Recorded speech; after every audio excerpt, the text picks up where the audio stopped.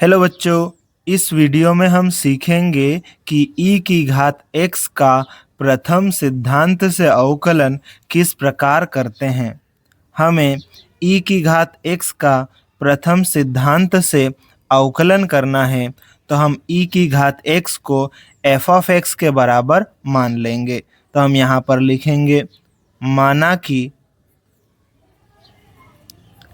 f of x बराबर e की घात x। हमने यहाँ पर e की घात x को f ऑफ x के बराबर मान लिया है।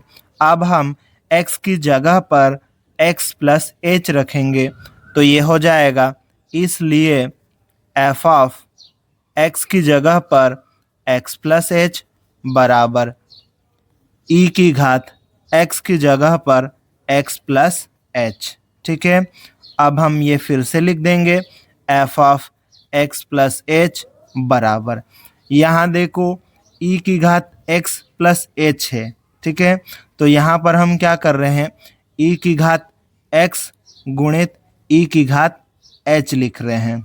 यहाँ देखो आधार समान है, गुणा की स्थिति में घातें जुड़ जाएगी। ठीक है, तो यहाँ घातें जुड़ी हुई है तो हम उसको बांट भी सकते हैं। ठीक है, यहाँ पर हमने कौन सा सूत्र लगाया उसको हम यहाँ पर लिख लेते हैं। देखो यहाँ पर a की घात m प्लस n, तो ये हो जाएगा a की घात m गुणित a की घात n। ठीक है, आधार समान है, गुणा की स्थिति में घातें जुड़ जाएगी, बढ़ भी सकती है वापस। ठीक है, तो हमने यहाँ पर घातें वापस बांट दी, अलग अलग कर दी। ठीक है, अब हमें e की घात x का प्रथम सिद्धांत से अवकलन करना है, तो हम अवकलन की परिभाषा से सूत्र जानते हैं। तो हम यहाँ पर लिखेंगे, हम जानते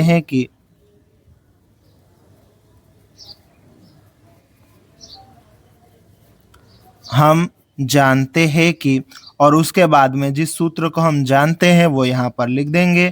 क्या सूत्र होता है, D by D X F of X बराबर limit h tends to 0 f of x plus h minus f of x, और इसके बटे में h आ जाएगा। ठीक है, अब हम यहाँ पर f ऑफ x और f of x plus h का मान रख देंगे, तो ये हो जाएगा d by D x of f of x की जगह पर e की घात x आ जाएगा।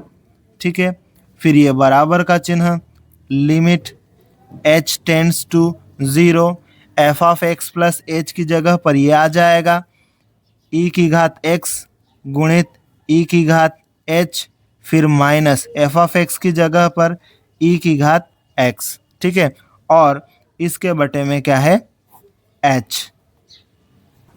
अब हम यहाँ पर बराबर का चिन्ह लगाएंगे। ठीक है, लिमिट h टेंड्स टू 0, यहाँ पर देखो e की घात x, यहाँ पर भी e की घात x है, तो इस e की घात x को हम कॉमन ले लेंगे, तो ये बाहर आ जाएगा e की घात x, और यहाँ बचेगा e की घात h, फिर माइनस यहाँ e की घात x यहाँ से चले गया, तो यहाँ पर क्या बचेगा, इसके गुणा में कुछ नहीं है तो 1 मान लेंगे, तो यहाँ पर 1 बचेगा। ठीक है, क्योंकि किसी भी संख्या के गुणा में 1 होता ही है, तो ये गया तो यहाँ पर 1 बचा। ठीक है, और इसके बटे में क्या चल रहा है, h। ठीक है, अब यहाँ पर देखो, जिस पर सूत्र नहीं लगने वाला है, जिस पर लिमिट नहीं लगने वाली, उसको हम बाहर ले लेंगे। ठीक है, मतलब जिसमें h नहीं आता उसको बाहर ले लेंगे।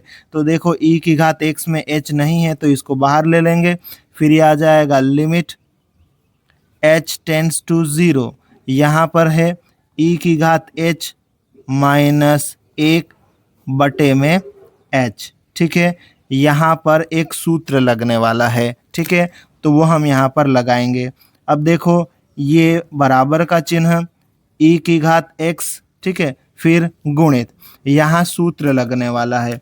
कौन सा सूत्र लगने वाला है, ये वाला, कि limit x tends to 0 e की घात x माइनस 1 बटे में x हो तो उसका उत्तर कितना आता है, 1 आता है। ठीक है, इसका उत्तर 1 आता है। तो देखो यहाँ पर x की जगह पर यहाँ h है। ठीक है, तो ये भी सेम सूत्र बन गया। यहाँ पर सूत्र लगाएंगे तो कितना आ जाएगा, इसका मान 1 आ जाएगा। ठीक है, तो यहाँ पर गुणा में कितना आ जाएगा, 1 आ जाएगा। ठीक है, फिर बराबर का चिन्ह लगाएंगे। अब e की घात x का 1 के साथ गुणा करेंगे तो e की घात x ही आएगा। ठीक है, और बराबर के इधर क्या चल रहा है, इधर चल रहा है d/dx ऑफ e की घात x। ठीक है, इस प्रकार से e की घात x का अवकलन e की घात x ही होगा। ठीक है, यहाँ पर हमने e की घात x का प्रथम सिद्धांत से अवकलन कर लिया है। इस तरह से हमारा यह सॉल्यूशन कंप्लीट हो गया। यदि आपको वीडियो पसंद आया हो तो लाइक करें और अपने फ्रेंड्स के साथ में शेयर करें। अगर आप इस चैनल पर पहली बार आए हैं तो इसे सब्सक्राइब ज़रूर करें। धन्यवाद।